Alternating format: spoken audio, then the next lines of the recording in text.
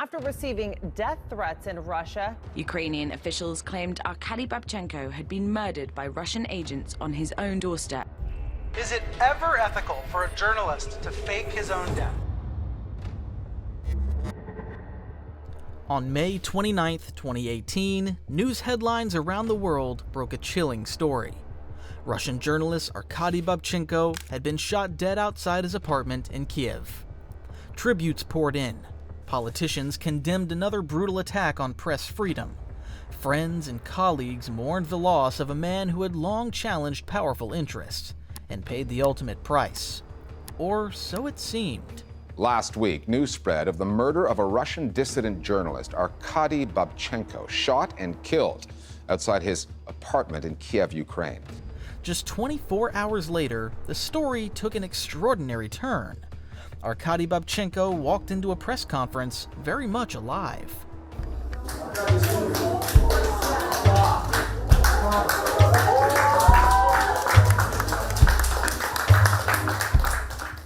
The journalist, who was supposed to be dead, had faked his own murder, with the full cooperation of Ukrainian intelligence, to expose a real and deadly plot against his life.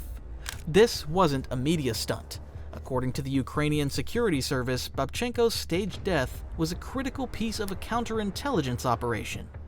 An operation designed to not only save his life, but to unravel a wider network of assassination plans allegedly tied to Russian operatives. The world watched in disbelief. How could a journalist's death be faked so convincingly? What were the stakes behind such an extreme deception? And what ethical lines were crossed or defended in pulling it off? This is the real story of Arkady Babchenko, a war correspondent, a political exile, and a man who had to die in order to live, and in doing so ignited one of the most controversial debates about journalism, truth, and survival in modern history. To understand why Arkady Babchenko's staged death caused such a global stir, you first need to understand who he was and why he was a target. Born in 1977 in Moscow, Babchenko came of age during one of Russia's most turbulent periods. At the age of just 18, he was conscripted into the Russian army, serving first in the First Chechen War and later as a volunteer in the Second Chechen War. The brutal realities of those conflicts left a permanent mark on him. Babchenko returned not just wounded in body and mind, but deeply disillusioned by the Russian government and its military operations. Channeling his experiences, he became a journalist and war correspondent, one unafraid to criticize the Kremlin, the Russian military, and the erosion of democracy under President Vladimir Putin. Over the next 2 decades, Babchenko built a reputation for his hard-hitting, first-person accounts of war zones, sharp, unflinching commentary on human rights abuses, and relentless critiques of Russian foreign and domestic policy. His writing appeared in major Russian newspapers like Novaya Gazeta, and he authored books that exposed the grim realities faced by Russian soldiers and civilians alike. But his honesty came at a high cost. As the political climate in Russia grew more repressive, Babchenko faced increasing harassment, threats, and censorship.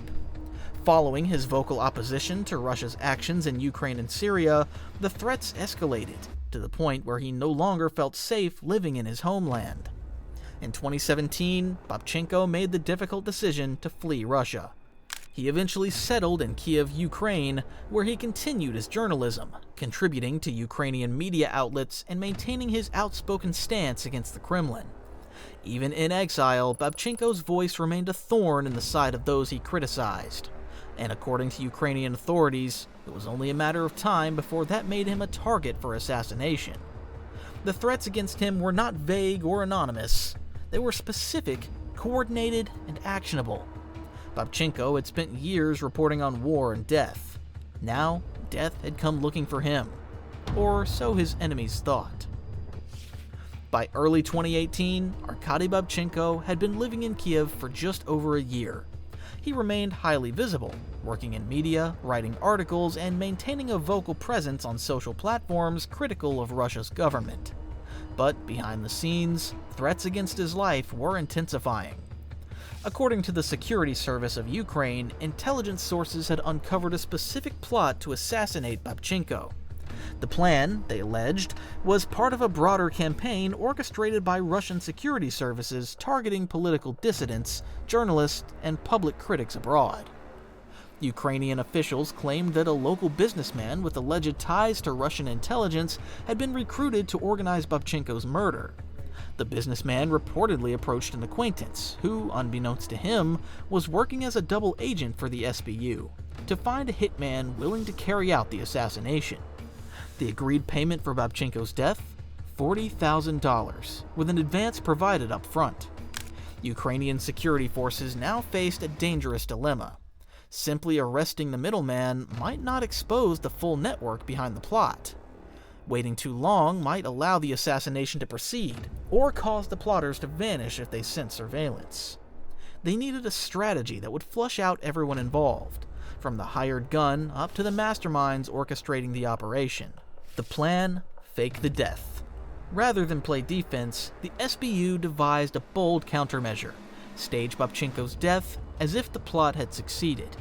The idea was to make the organizers believe their mission was complete, monitor their next moves, particularly communications and financial transactions, and gather hard evidence that could be used to dismantle the wider network.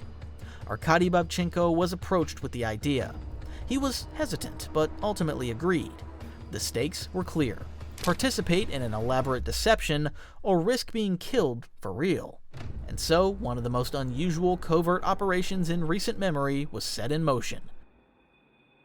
Behind the walls of the SBU, preparations began. Forensic specialists were consulted. Fake blood and makeup were prepared to simulate gunshot wounds. Emergency services were briefed to play their roles. Media outlets were kept in the dark to ensure authenticity.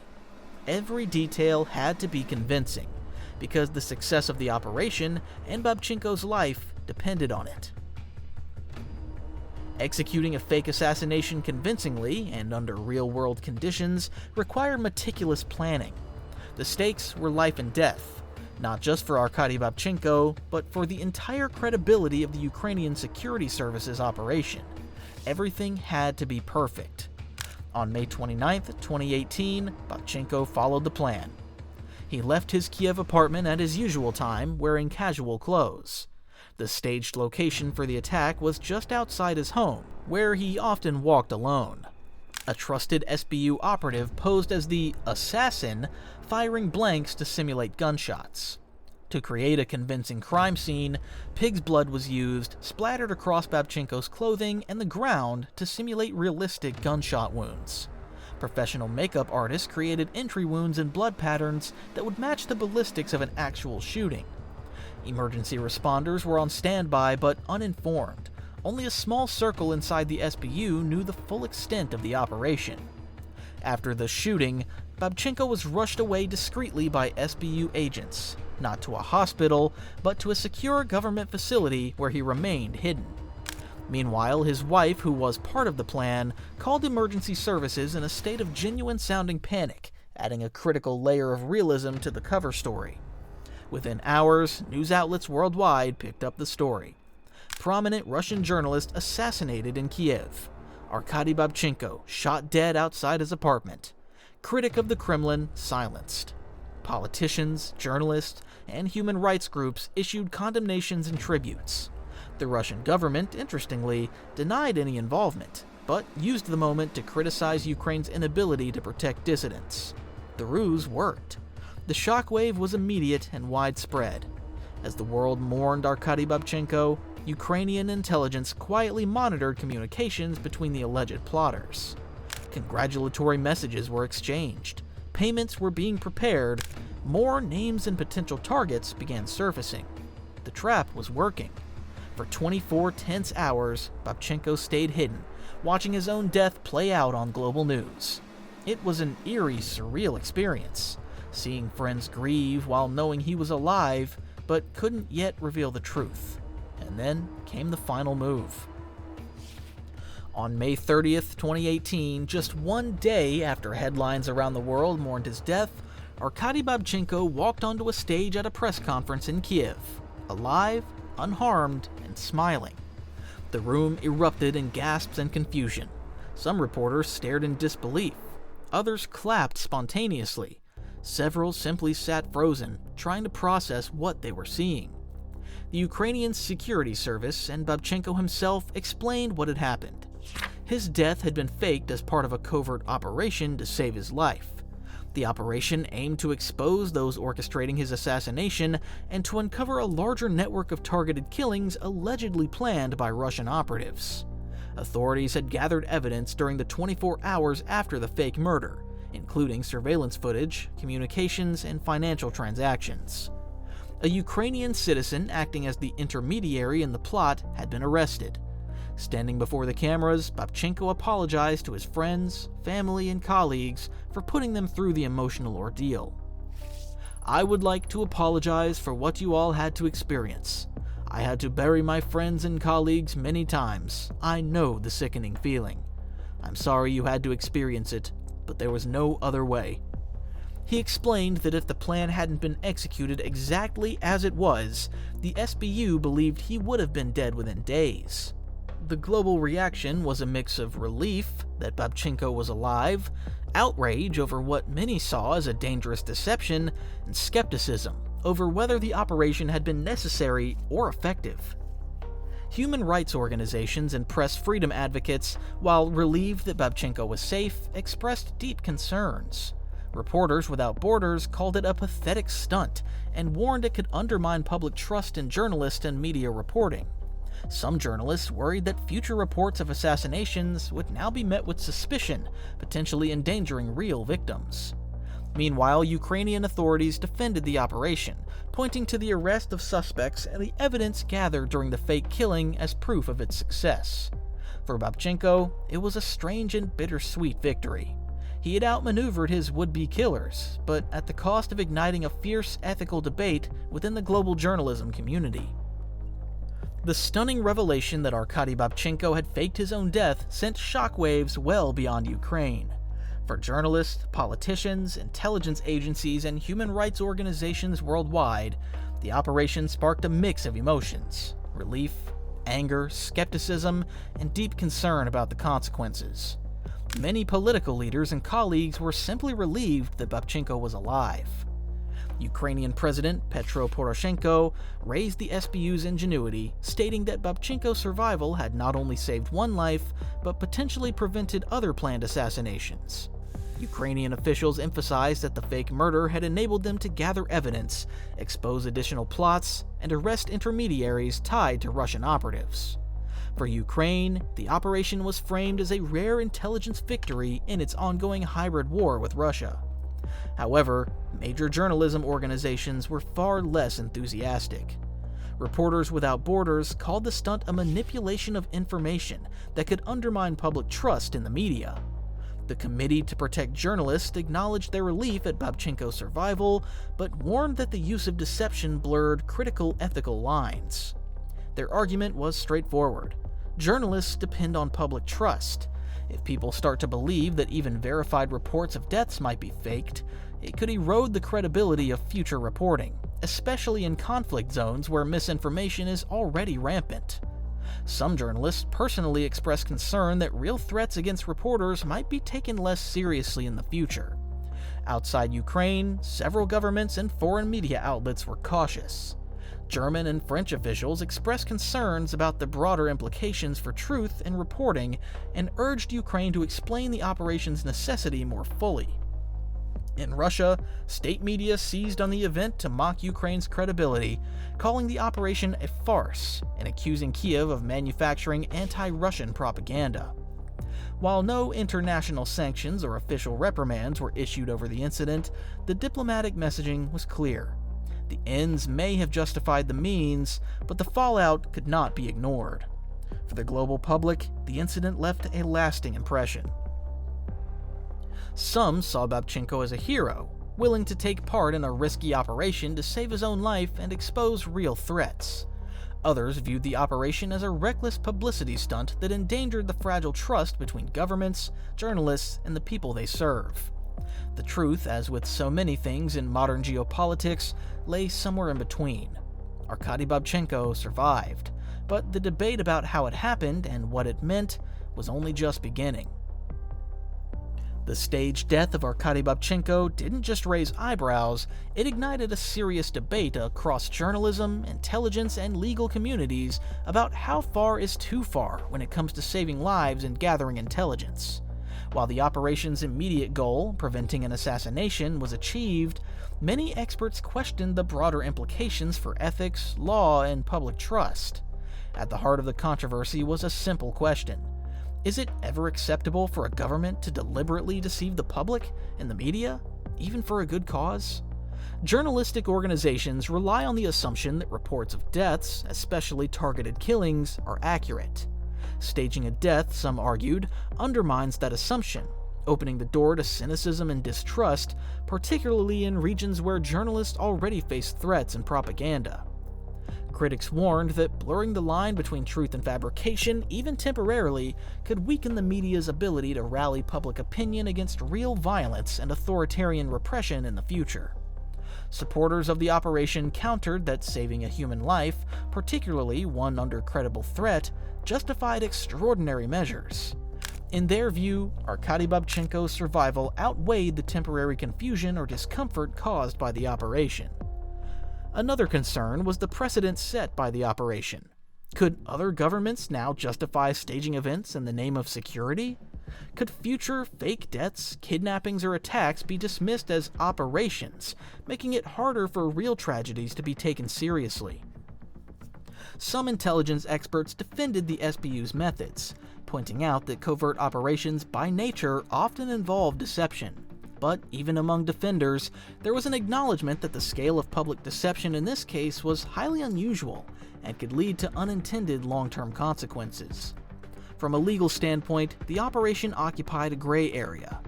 No criminal laws were broken in Ukraine. Babchenko agreed to the plan, and no actual physical harm occurred. However, legal scholars noted that falsely reporting a death can have significant downstream effects, including on insurance claims, immigration statuses, and international relations. In this case, because the operation was tightly controlled and resolved within 24 hours, no major legal complications arose. But future copycat operations, perhaps with the same level of control, could lead to messy legal battles. Perhaps the most lasting impact was the erosion of trust. In an era of fake news, disinformation, and cyber warfare, public trust in factual reporting is already fragile. When real news outlets unknowingly reported Babchenko's death and then had to correct themselves, the risk was that people would become even more skeptical of future reports about violence against journalists and political dissidents. Trust, once damaged, is difficult to rebuild. The Babchenko case became an uncomfortable reminder that even well-intentioned operations can have serious collateral damage, not in blood, but in belief. The story of Arkady Babchenko is not just about one man's survival. It offers important lessons about the modern risks faced by journalists, the evolution of covert operations, and the fragile balance between truth and strategy in an increasingly complicated world.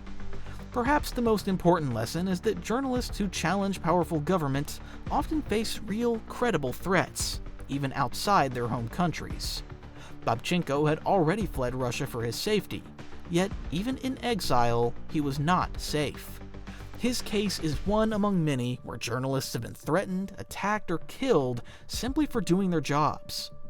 Organizations defending press freedom argue that Babchenko's story should not be seen only as an intelligent success, but also as a grim reminder that journalists are increasingly being treated as targets in political conflicts. In a world where information is power, those who report inconvenient truths often pay the highest price. Babchenko's staged death shows how intelligence operations are evolving. Covert tactics are no longer limited to spying, wiretapping, or hidden surveillance. They now include psychological operations, strategies that manipulate public perception in real time for strategic ends. This evolution raises complex questions. When does clever deception become dangerous manipulation? What new rules, if any, should govern information warfare tactics by democratic states? Babchenko's case shows that even when lives are saved, the side effects on trust, credibility, and public discourse are real and lasting. One of the most delicate takeaways from the Babchenko operation is the understanding that public trust is fragile. People expect journalism, even when it reports horrific news, to be fundamentally honest. When a death report turns out to be staged, it feeds skepticism, especially in an era already poisoned by fake news and disinformation. Journalists and governments alike now face a tougher landscape. How do you protect people and pursue justice without eroding the very trust that upholds democracy and transparency? Babchenko's case exposed both the strengths and vulnerabilities of modern information ecosystems. Finally, Babchenko's story reminds us that survival sometimes demands extraordinary measures. Faced with an imminent threat, he agreed to an unprecedented plan, not to deceive for deception's sake, but to save his own life and help dismantle a wider assassination network. In doing so, he walked a razor's edge between personal safety, professional integrity, and public perception. There are no easy answers in this story, only complex realities about what it takes to survive when truth itself becomes a battleground. In the annals of modern journalism and intelligence work, the case of Arkady Babchenko stands as one of the most extraordinary and controversial stories ever told. Here was a man who lived through 2 wars, spoke truth to power, and risked everything to report on the realities many would rather ignore. When death came for him, not metaphorically but literally, he chose an unconventional path to survival. By faking his own murder, Babchenko not only saved his own life, but helped expose a network allegedly plotting multiple assassinations. In that sense, the operation was a success, but it was a success brought at a price. It challenged global norms about how far government should go in deception, what journalists can ethically accept, and how the public perceives information in an era saturated with mistrust. Babchenko's story forces uncomfortable questions to the surface. Can trust be fully restored once it's been manipulated, even for the right reasons? In the battle between truth and survival, which should come first? And how do democracies protect their values without undermining the very credibility that sustains them? There are no simple answers, only the reality that in today's interconnected world, truth, survival, and strategy are often entangled in ways that defy easy judgment. Arkady Babchenko remains alive today, a living reminder that sometimes the only way to fight death is to disappear into its shadow. And in doing so, he left the world with a case study in courage, controversy, and the complex cost of staying alive. If you found this story eye-opening, don't forget to like, subscribe, and hit the notification bell.